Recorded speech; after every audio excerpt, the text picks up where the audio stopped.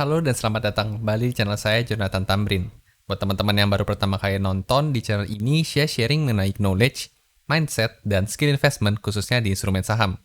Jadi buat teman-teman investor, boleh banget nih diklik tombol subscribe dan nyalakan lonceng notifikasinya biar nggak ketinggalan update-update video berikutnya. Menjelang akhir tahun, di bursa saham ada yang namanya fenomena window dressing. Buat teman-teman yang belum tahu, window dressing ini adalah fenomena di mana harga-harga saham, khususnya blue chip, itu mengalami peningkatan dari bulan Oktober hingga Desember. Nah, peningkatan ini biasanya dikarenakan adanya manajer investasi yang melakukan pembelian saham blue chip nih, dengan tujuan untuk mempercantik portofolio mereka saat ditunjukkan ke klien pada saat akhir tahun nanti. Nah, manajer investasi ini kan uangnya besar ya, jadi mereka perlu nih nyicil beberapa bulan sebelum penutupan tahun, supaya harga saham itu nggak tiba-tiba melonjak akibat pembelian mereka dalam jumlah besar. Kurang lebih seminggu belahan ini, market cukup dikejutkan dengan peningkatan suatu saham old economy yang mencapai 25% dalam waktu hanya seminggu saja. Nah, buat teman-teman yang update market, pasti tahu, nggak lain dan nggak bukan adalah saham Unilever. Nah, apakah kenaikan signifikan dari saham blue chip seminggu ini merupakan tanda dimulainya fenomena window dressing? Di video kali ini, saya mau sharing hasil analisa saya terhadap 4 saham blue chip ya. Ada ASII, BBNI, ICBP, dan UNVR. Nah, bagaimana kondisi fundamental dan valuasi mereka saat ini? Apakah masih layak untuk kita koleksi? Yuk langsung kita lihat aja pembahasannya.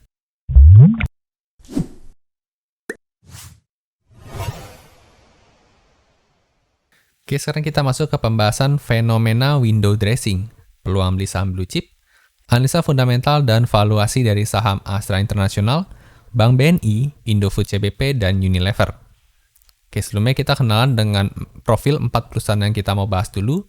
Yang pertama ada Astra International dengan kode sahamnya ASII. Lalu ada Bank BNI dengan kode sahamnya BBNI, kemudian ada Indofood CBP, kode sahamnya ICBP, dan yang terakhir ada Unilever, kode sahamnya UNVR. Seperti yang kita ketahui juga, 4 perusahaan ini bergerak di sektor yang berbeda ya. Mungkin kita kenal Astra International itu dominan di sektor otomotifnya. BNI tentunya perbankan, Indofood seperti yang kita kenal mungkin jualan makanan ringan dan minuman gitu ya. Dan yang terakhir, Unilever kita kenal sebagai produsen personal care, produk personal care. Nah, seperti apa perbedaan dari 4 emiten ini? Kalau kita mau lihat dari didirikannya, untuk Astra International itu didirikan tahun 57, BNI sejak tahun 46, ICBP sejak tahun 90, dan Unilever sejak tahun 30. Kalau kita lihat dari usianya, bisa kita lihat Unilever ini punya usia yang lebih tua ya dibanding 3 emiten lainnya. Nah, untuk IPO-nya sendiri, untuk Astra International, BNI, dan Unilever itu sama-sama di tahun 2005, sedangkan untuk Indofood CBP sejak tahun 2010 IPO-nya. Nah, kemudian untuk subsektornya, Astra International terdata sebagai multi-sektor holding ya di bursa kita. Karena memang seperti yang kita tahu, Astra International ini merupakan perusahaan holding, ya pemilik dari UNTR, terus pemilik dari Astra Auto Parts, dan sebagainya. Untuk BNI sendiri tentunya di subsektor perbankan, ICBP di subsektor processed food, dan Unilever di subsektor personal care product. Lalu kemudian dari segi market cap-nya, per video ini dibuat, Astra International ada di 238 triliun rupiah. BNI market cap-nya di 113 triliun, Indofood di 16 triliun, dan Unilever di 181 triliun rupiah. Nah, meskipun ini kelihatannya ICBP kecil sendiri ya, 10 triliun rupiah. Tapi dari segi bisnis sebenarnya sudah cukup besar, karena sudah di atas 10 triliun rupiah.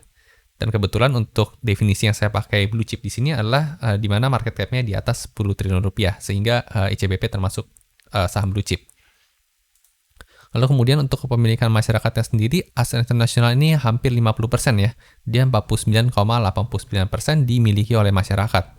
Sedangkan untuk BBNI, kepemilikan masyarakatnya 39,76%.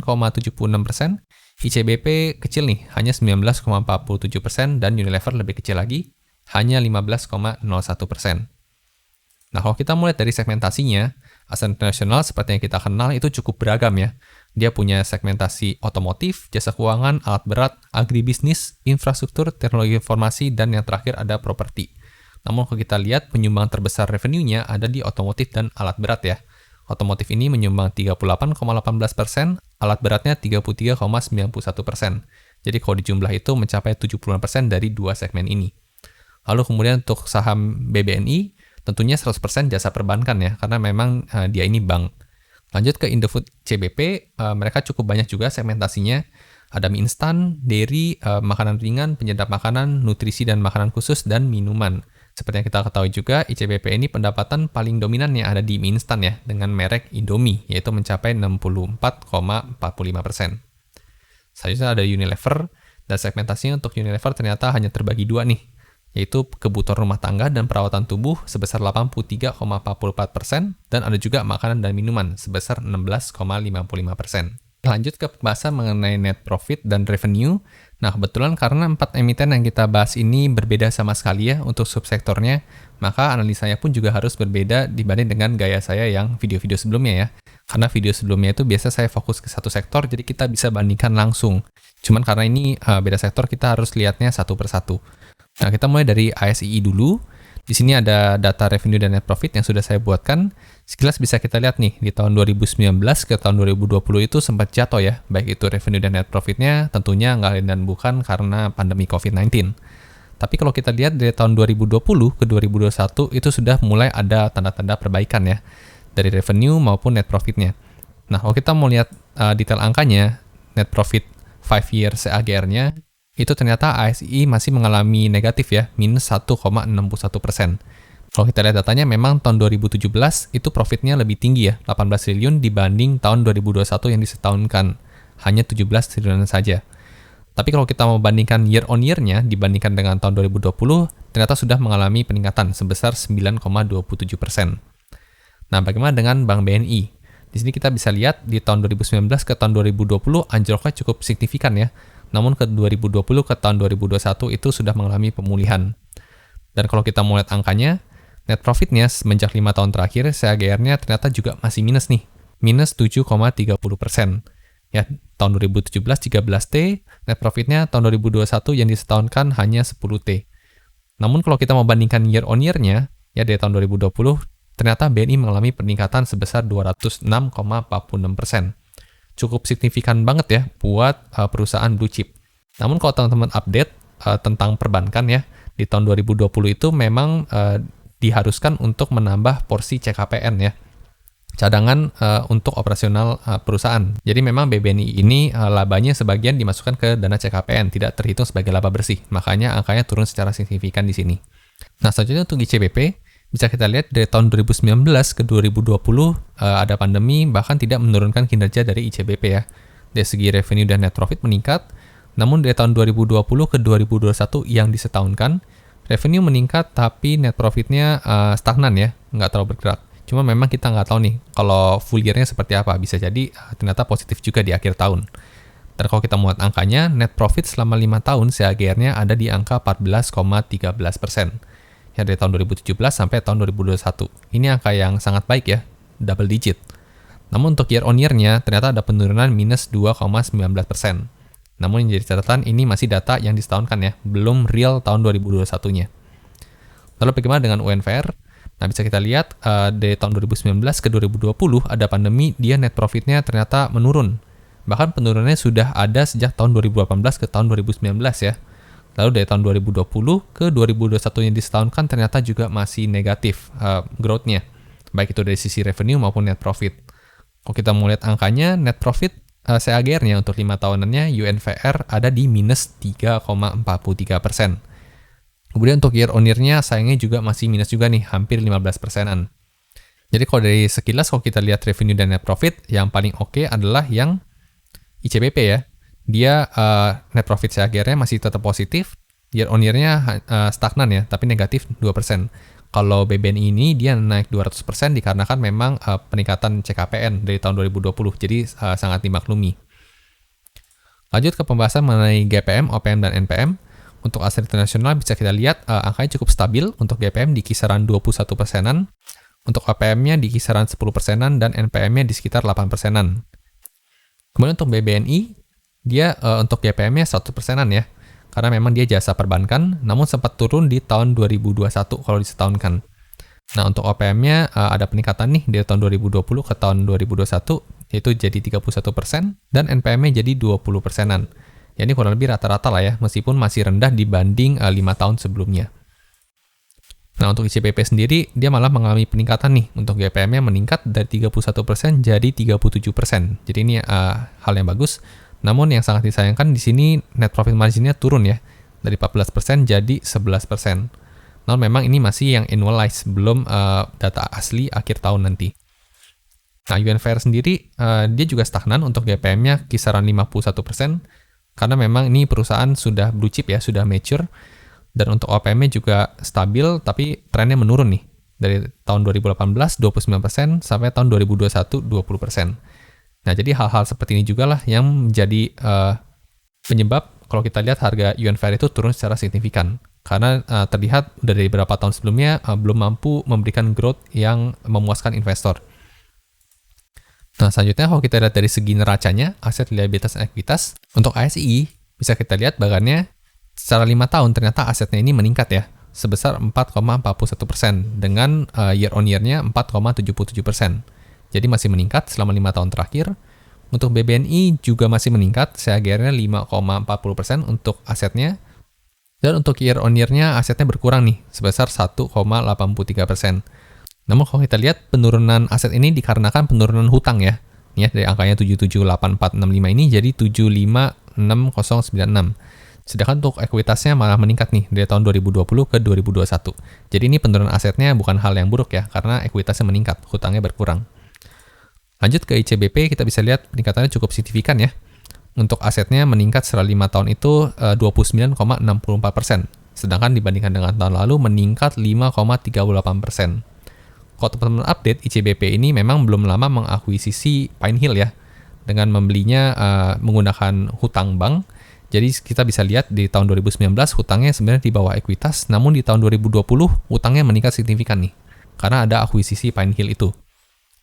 Lalu kemudian untuk UNVR bisa kita lihat stagnan ya, untuk pergerakan aset, liabilitas, dan ekuitasnya. Asetnya dalam 5 tahun hanya bertumbuh 0,53%, sedangkan secara 1 tahun kemarin berkurang nih 1,27%. Nah, bagaimana dengan cash flow-nya ya? Cash flow from operation, cash flow from investment, dan cash flow from financing.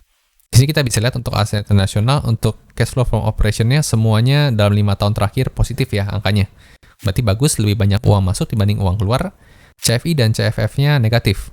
Berarti ini juga hal yang bagus ya. CFI negatif berarti mereka ekspansi, dan CFF yang negatif mereka lebih banyak lunasin hutang dibanding nambahin hutang. Nah, kalau untuk BBNI agak berbeda ya. Di tahun 2018 dan 2019 CFO-nya negatif gitu. Jadi ada naik turunnya di sini. Jadi kalau dibilang lebih baik mana, di segi cash flow lebih baik ASI. Lalu untuk ICBP bisa kita lihat juga mirip kayak ASI ini. Jadi untuk cash flow from operation-nya positif, sedangkan untuk CFI dan CFF-nya dominan negatif. Dan untuk UNVR bisa kita lihat CFO-nya juga positif. CFI-nya sempat meningkatnya di tahun 2018, tapi untuk CFF-nya negatif, berarti lebih banyak lunasin hutang dibanding nambahin hutang. Cuman sayangnya untuk CFO ini angkanya menurun ya, dibanding tahun sebelumnya. Nah, bagaimana dengan valuasi debt to equity rasionya? Nah, untuk si Astra International ini menurun ya trennya ya, dari 1,13 di tahun 2017, saat ini hanya di 0,92. Berarti ini secara average 5 tahunan sebenarnya AS ini di 1,07 debt to equity rasionya. Berarti ini hal yang baik karena di bawah rata-rata saat ini. Nah, untuk BBNI sendiri seperti yang kita tahu karena sektornya perbankan, berarti punya rasio debt to equity ratio yang biasanya cukup tinggi. Namun ini memang hal yang wajar. Kalau kita bandingkan dengan 5 tahunnya, average-nya di 6,41, saat ini ada di atas average-nya. Namun pernah di 7,06 sih, jadi saya rasa untuk BNI ini masih oke untuk DER-nya. Nah, ICBP sendiri melonjak cukup signifikan. Seperti saya sudah bahas tadi, ada akuisisi Pine Hill di tahun 2020, jadi hutangnya meningkat secara signifikan. Kalau kita bandingkan dengan 5 tahun rata-ratanya, yang di 1,01, saat ini di 1,65, yang berarti lebih tinggi dibanding rata-ratanya. Nah, untuk UNVR sendiri, kita bisa lihat angka hutangnya meningkat ya, dari tahun ke tahun, dan kalau kita bandingkan, 5 tahun average-nya itu ada di 2,97. Jadi dari segi hutang pun juga meningkat untuk UNVR ini. Bukan hal yang baik gitu ya. Nah, lanjut kita sekarang masuk ke pembahasan mengenai rasio valuasi ya. Dari segi price to book value-nya, untuk ASI bisa kita lihat dari tahun 2017 dihargai 2,71 book value-nya. Sedangkan saat ini hanya di 1,50 book value-nya. Nah, kalau kita mau bandingkan dengan 5 tahun rata-ratanya, itu ASI ada di 2,2 sebenarnya PBV-nya. Jadi kalau kita lihat PBV saat ini, kalau balik ke harga rata-ratanya, berarti ada upside potensial nih, sebesar 34% untuk ASI. Sedangkan untuk BBNI bisa kita lihat juga tren PBV-nya menurun. Kemarin itu sebenarnya sempat di bawah 1 ya, Namun penutupan hari Jumat kemarin angkanya sudah di 1 untuk PBV-nya. Dan rata-ratanya selama 5 tahun terakhir ada di 1,31%. Jadi kalau PBV-nya nanti balik ke harga rata-ratanya, itu bisa upside potensial sebesar 31% untuk BBNI. Nah, untuk ICBP sendiri juga trennya menurun. Seperti yang kita ketahui, kemarin itu sempat booming sektor digital ya. Jadi saham-saham yang dirasa old economy itu sempat dibuang oleh para investor dan trader. Jadi harganya jadi semakin murah. Jadi semakin menarik buat kita para investor. Nah, ICBP ini terakhir ada di 3,2 PBV-nya, sedangkan rata-ratanya sendiri ada di 4,65. Jadi kalau seandainya balik nih ke 4,62, itu ada upside potensial sebesar 44% untuk ICBP. Dan UNVR sendiri juga valuasinya yang kita bisa bilang premium ya, itu juga sempat turun secara signifikan dari yang sempat di 85 kali, sekarang hanya di 45 kali. Nah, rata-ratanya sendiri ada di 58,95. Dan kalau bisa balik ke rata-rata itu, maka ada upside potensial sebesar 30%. Namun kalau seperti yang kita lihat secara fundamental, UNVR itu sedang mengalami tren penurunan ya, dari segi kinerja fundamentalnya. Kayaknya kalau saya lihat agak susah nih untuk bisa balik di valuasi sebesar PBV 58,95 kali lagi. Nah, rasio kedua ada price to earning ratio. Untuk ASI bisa kita lihat tren PER-nya itu menurun juga ya, dari 17 sampai ke 13. Kalau kita lihat rata-ratanya ada di 14,94, dan kalau PER-nya balik ke rata-rata 5 tahunannya, berarti ASI ini ada upside potensial sebesar 10%. Lanjut untuk Bank BNI, PER-nya ini sempat naik ya, lalu turun lagi. Seperti yang saya katakan sebelumnya, tahun 2020 itu perbankan diminta untuk meningkatkan kapasitas CKPN-nya. Jadi earnings-nya tergerus untuk nyiapin CKPN. Jadi di sini sangat bisa dimaklumi kalau PER-nya melejit seperti ini. Dan kalau kita mau lihat rata-rata 5 tahunannya ada di 15,94. Dan kalau balik lagi nih 11,3 ke 15,94 ada upside potensial sebesar 41%. Lalu untuk ICBP sendiri tren PER-nya juga menurun dari sempat 27,34 ke 16,10. Dan kalau kita lihat rata-ratanya ada di 22,57. Berarti kalau balik nih ke harga rata-ratanya ada upside potensial sebesar 40% untuk ICBP. Dan yang terakhir ada Unilever yang tren PE ratio-nya juga semakin menurun. Rata-ratanya ada di 42,27. Jadi kalau balik nih ke 42,27, maka ada upside potensial sebesar 41%. Nah, secara upside potensial ternyata berbeda ya antara PBV dan PER-nya. Jadi pakai yang mana nih, PBV atau PER untuk memvaluasi blue chip ini? Sebenarnya bisa dua-duanya gitu ya. Kalau saya pribadi sih akan lebih ngelihat di mana PBV dan PR-nya upside potensialnya sama-sama tinggi gitu ya. Dan kebetulan ICBP ini baik itu PR dan PBV itu sama-sama tinggi ya. Dan kemudian dari segi revenue dan net profit juga masih oke ya, masih meningkat meskipun net profitnya turun sedikit di tahun 2021 yang di annualize. Jadi kalau saya pribadi jika disuruh milih dari 4 saham blue chip ini, saya akan lebih prefer ngambil yang ICBP. Karena dari segi valuasi sama-sama memberikan upside potensial yang lumayan tinggi. Dan dari kinerja revenue kita bisa lihat meningkat ya meskipun ada pandemi COVID-19. Nah, buat teman-teman yang biasa ngikutin video saya pasti tahu biasanya saya ada satu cara untuk memvaluasi menggunakan EPS growth ya. Namun metode EPS growth ini memang kurang cocok kalau kita terapkan di saham blue chip karena dari segi valuasi juga sudah mahal ya. PE-nya saja sudah pada di atas 10 dan PBV-nya sudah pada di atas 1 gitu ya kebanyakan. Jadi kurang cocok EPS growth dipakai ke saham blue chip. Tentunya kembali lagi saya katakan tujuan dari pembuatan video ini bukan untuk memberikan rekomendasi jual atau beli ya. Ini adalah hasil sharing analisa yang saya lakukan, nanti keputusan untuk beli atau menjual kembali ke tangan teman-teman ya. Teman-teman tetap harus do your own research. Oke, jadi itulah sharing hasil analisa saya terhadap 4 saham blue chip di bursa kita. Nah, dengan adanya kemungkinan fenomena window dressing ini, apakah teman-teman juga tertarik untuk mulai mengoleksi saham blue chip? Kalau iya, kira-kira sahamnya apa dan kenapa? Boleh ditulis komentarnya di kolom komentar di bawah ya, biar bisa kita diskusin lebih lanjut.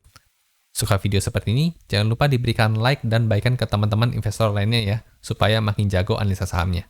Sampai jumpa di video berikutnya.